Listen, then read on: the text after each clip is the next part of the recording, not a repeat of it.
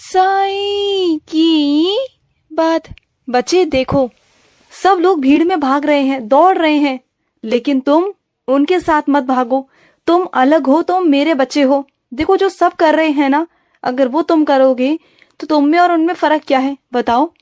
अगर वो भाग रहे हैं तो तुम भी मत भागो ना, दौड़ो मत उनके साथ में, बल्कि अपना कुछ अलग सोचो, कुछ अलग करो। अगर उन्हें देखकर ही तुम उनकी तरह करोगे तो फिर उनमें और तुम में क्या फर्क रहेगा? अलग क्या करोगे तुम? हाँ, अगर तुम कुछ अलग करना चाहते हो, कुछ बड़ा बनना चाहते हो, तो तुम्हें कुछ अलग करना होगा। तुम्हें कुछ ऐसा करना होगा कि जो सबकी समझ से परे है, और वो तुम्हारे अंदर काबिलियत है, तुम कर सकते हो। बस तुम्हें ना थोड़ी सी मार्गदर्शन तुम्हें चाहिए, बस थोड़ी सी दिशा तुम्हें चाहिए, बस थोड़े से विचार तुम्हें चाहिए, और वो विचार तुम्हारे अंदर हैं, काबिलियत है तुम्हारे अंदर, और उस काबिलियत की तुम जो चीजें हैं ना, उसे तुम अपना सकते हो। देखो, आराम से बैठो, सोचो, और बहुत तरह की चीजों को सोचो। जितना तुम अलग अलग तरीके की चीजों को सोचोगे ना, उतना तुम्हें अच्छा महसूस होगा, और उतने तुम्हें अलग अलग विचार आएंगे, तुम्हें बहुत अच्छा महसूस होगा। तुम देखना, और तुम ना बहुत अलग चीजें कर पाओगे, बहुत अलग, दुनिया से अलग। और ये मत सोचो कि तुम्हारे साथ वाला वो कर रहा है तो तुम्हें भी वही करना है। नहीं, तुम्हारे साथ वाला जो कर रहा है वो उसके सहूलियत के हिसाब से है, लेकिन जो तुम्हें करना है वो अलग है। समझ रहे हो ना? तुम्हें अलग रास्तों पर चलना है, अलग तरीके से करना है।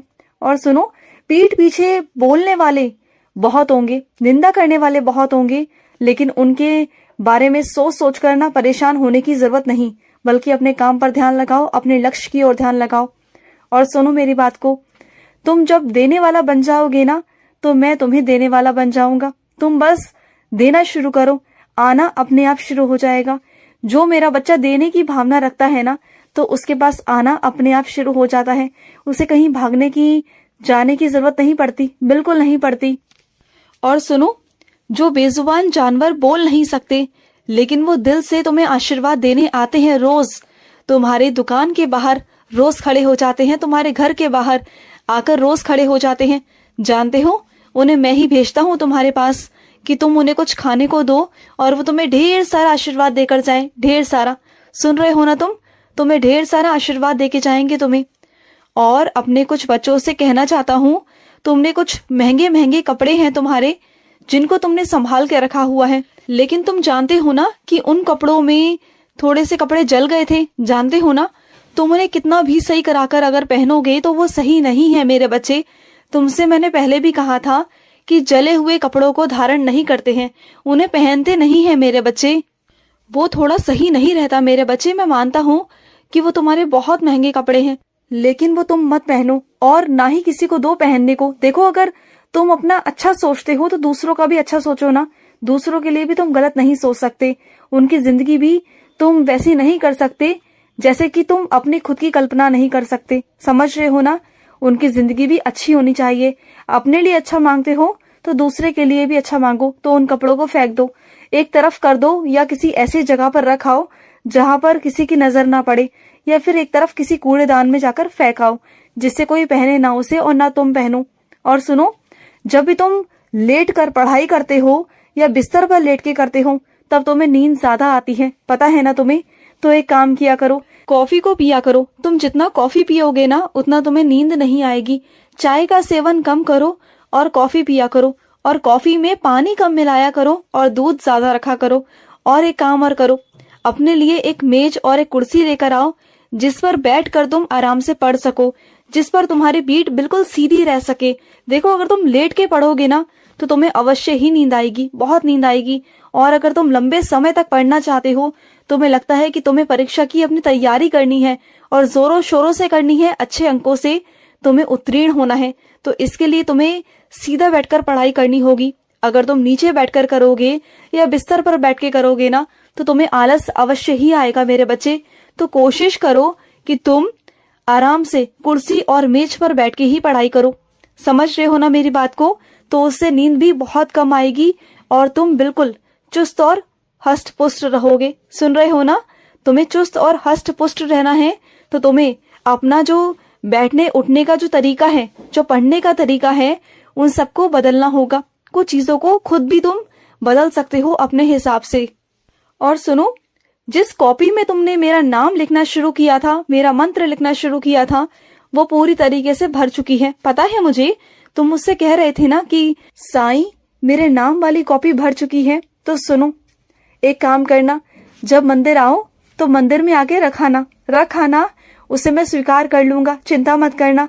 जब तुमने इतना प्यार से मेरा नाम लिखा है उस पर, तो मैं ऐसे कैसे कहीं जाने दूं? हाँ, आना मेरे पास और उस कॉपी के ऊपर ना 11 रुपए रखकर मंदिर में रखाना। आज के दिन ये जरूर कर देना मेरे बच्चे, जरूर करना। मैं आऊंगा और उस कॉपी को लेकर चला जाऊंगा अपने साथ में, ठीक है ना?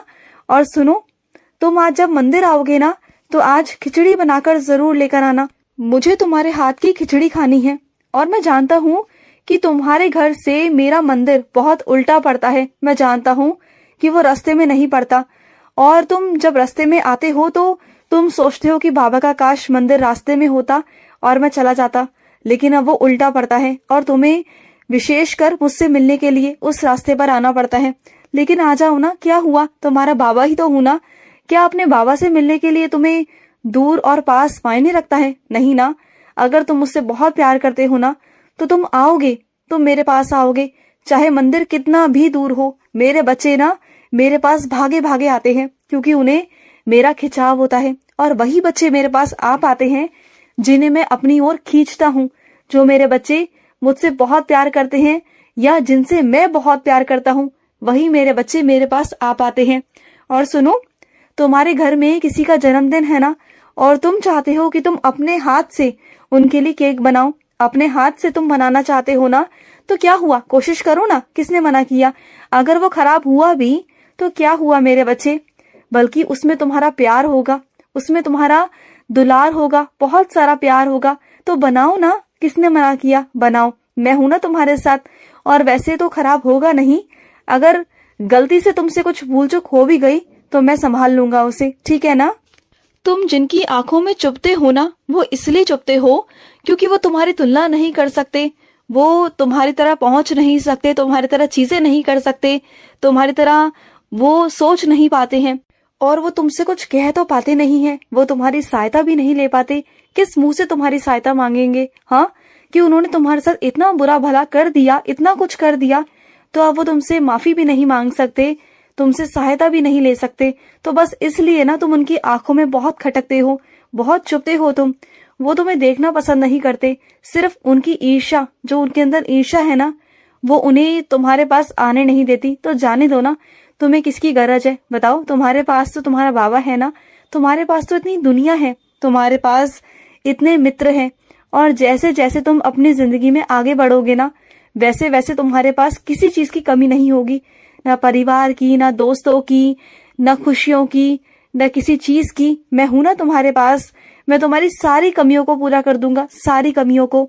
और सुनो, तुम शिरडी आना चाहते हो और तुम्हारे पास में उतने पैसे नहीं हैं कि तुम शिरडी आ सको, तो सुनो मेरी बात, मैं तुम्हें पैसों का इंतजाम करवा कर दूंगा, और जितने पैसों का इंतजाम करवाऊंगा ना, उतने ही पैसे लेकर तुम शिरडी आ जाना। बस फिर को सोचना मत, उतने में ही तुम्हारा सारा काम हो जाएगा, ये मैं तुम्हें आश्वासन देता हूँ, ये मेरा वादा है तुमसे।